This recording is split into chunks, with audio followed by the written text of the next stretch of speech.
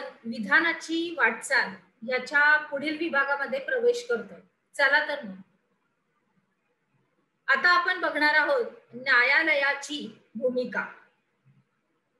तर लोकशाही बळकट करण्याच्या प्रक्रियेमध्ये सामाजिक न्याय आणि समता या उद्दिष्टांच्या दिशेने आपल्या देशाची प्रगती करण्यामागे आपल्या भारतातील न्यायालयाची घरगुती हिंसाचारापासून महिलांना संरक्षण देणारा कायदा हे लोकशाही करणारा पोषक असं महत्वाचं पाऊल आहे. बघा, काही घरगुती असे हिंसाचार असतात जे महिलांवर होतात, जे हुंड्याच्या उदाहरणार्थ हुंड्यासाठी होतात की पैसे मागून आणायचे वगैरे. तर ह्याच्यासाठी हा कायदा केलेला आहे आणि हा कायदा केल्यामुळं संपूर्णपणे महिलांवरचा अत्याचार आणि संपूर्णपणे हा हिंसाचार संपूर्णपणे थांबला गेला आणि त्याच्यामुळं ह्या तरतुदीमुळं लोकशाहीला एक प्रकारची बळकटी प्राप्त झालेली आहे. कारण महिला सुद्धा आपल्या समाजातील फार महत्वाच्या अशा घटक आहेत. त्याच्यामुळं तर स्त्रीची प्रतिष्ठा आणि आत्मसन्मान राखण्याची आवश्यकता या कायद्यानं अधोरेखित केलेली आहे. म्हणजे प्रत्येक स्त्री ही आदराने आणि व्यवस्थित आत्मसन्मानाने जगली पाहिजे. तिच्याकडे बघण्याचा दृष्टिकोन हा योग्यच असला पाहिजे. त्याच्यासाठी तिला हे संरक्षण दिलेलं आहे. कोणाला? स्त्रीला. आलं लक्षात? पुढे पारंपरिक वर्चस्व आणि अधिकारशाहीला नाकारणाऱ्या या निर्णयानं भारतीय लोकशाहीचा आवाका वाढवला आणि त्यातील समावेशन म्हणजे अधिक असं अर्थपूर्ण झालं. बरोबर आहे. म्हणजे किती महिलांना आपण आत्मसन्मान आणि व्यवस्थित रित्याने आपण जर पाहिलं तर त्या सुद्धा आपल्या लोकशाहीमध्ये एक बळकटी आणण्यासाठी मग त्या शिक्षण क्षेत्रामध्ये, वैद्यकीय क्षेत्रामध्ये कामगिरी करतात, इत्यादी इत्यादी सगळ्या ठिकाणी त्या प्रमुख अशा पदावर असतात आणि खूप चांगल्या रीतीने ते आपल्याला आपल्या भारताच्या सर्वांगीण विकासासाठी त्या उपयोगी होऊ शकतात. त्याच्यासाठी त्यांच्यासाठी अगदी विशेषतः करून अशा सगळ्या तरतुदी आणि संपूर्णपणे स्वातंत्र्य त्यांना देण्यात आलेलं आहे. आता पुढे काही लोकसभेतील महिलांचे प्रतिनिधित्व असं एक तक्ता दिलेला आहे. तर तो तुम्ही जर काळजीपूर्वक बघितला तर त्याच्यामध्ये तुम्हाला सगळं दिसेल की कोणत्या निवडणुकीमध्ये किती स्त्रियांचा किती टक्के असा सहभाग होता. बघा माझ्या बरोबर, मी पण बघत आहे की आपण एक दोन उदाहरणं बघूया त्याच्यातली.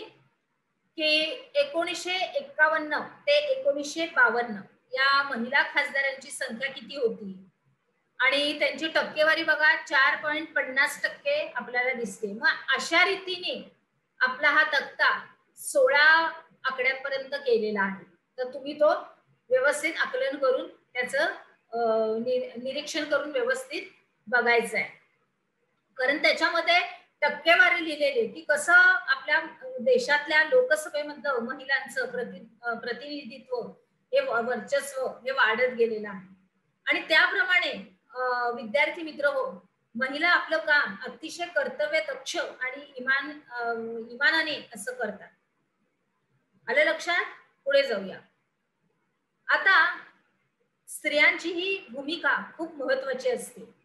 न्यायालयाने संविधानातील तरतुदीचा अर्थ लावताना संविधानातील मूळ उद्दिष्टच आणि संविधानकारकानं त्याचे हेतू त्यांना प्राधान्य दिलेले आहे. आता न्यायालयाचे या संदर्भातील योगदान आपण या मुद्द्यांद्वारे समजून घ्यायचे. तर हे थोडेसे मुद्दे आहेत, आपल्याला आपण थोडेसे बघू शकतो. संविधानाच्या मूलभूत चौकटीत साधारणपणे पुढील तरतुदींचा समावेश केलेला आहे.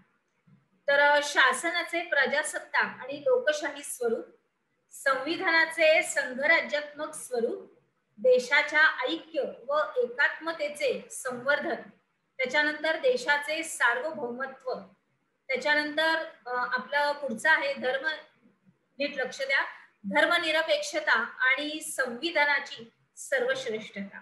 बरोबर.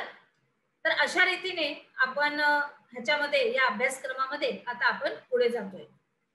आता आपण बघूया संविधानाची मूलभूत चौकट. तर ह्याच्यामध्ये काय काय येतं. तर संविधान हा प्रवाही असतो. प्रवाही म्हणजे कसा वाहणारा, म्हणजे त्याच्यामध्ये बदल होत असतात. काही चांगले, त्याच्यानंतर सगळ्या वाईट गोष्टी काही तुम्हाला वाटल्या तर त्या संविधानामधून काढण्यात येतात. अशा रीतीने एखाद्या जिवंत दस्तऐवजाप्रमाणे असा त्याचा लिव्हिंग डॉक्युमेंट प्रमाणे त्याचं स्वरूप असतं. मग परिस्थितीनुसार संविधानात बदल करावे लागतात. जशी परिस्थिती येते तसे थोडे बदल करावे लागतात आपल्याला. मग आणि तो अधिकार अर्थातच कुणाला आहे? बरोबर, संसदेला. तर मग हा संसदेचा हा अधिकार मान्य करत न्यायालयाने संसदेला या तिच्या अधिकारावरच्या आणि मर्यादेच्या संपूर्णपणे जाणीवा करून दिल्यात. आणि संविधानामध्ये आपण जेव्हा बदल करतो तेव्हा संविधानाच्या या मूलभूत चौकटीला म्हणजेच basic structure of the constitution या संसदेला धक्का लावता येणार नाही अशी न्यायालयाने संपूर्णपणे तरतूद केलेली आहे. त्याच्यानंतर आहे महत्वपूर्ण असे न्यायालयीन निर्णय.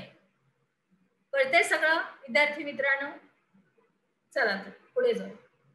संविधानातील मूलभूत हक्काद्वारे नागरिकांना, बघा, संविधानातील मूलभूत हक्काद्वारे नागरिकांना मिळणारे संरक्षण अधिक असं अर्थपूर्ण करण्याच्या दृष्टीनं न्यायालयानं काही निर्णय दिले. बघूया आपण ते.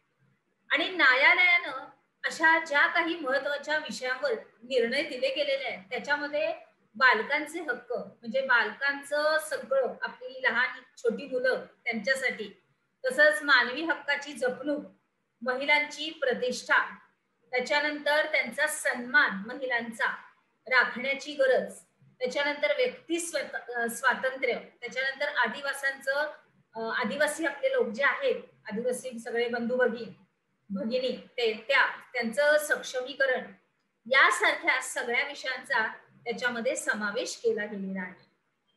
आणि त्याच्यामध्ये न्यायालयाच्या या विषयावरील निर्णयातून भारतातील राजकीय प्रक्रिया ही परिपक्व होण्यास आपल्याला मदत होते.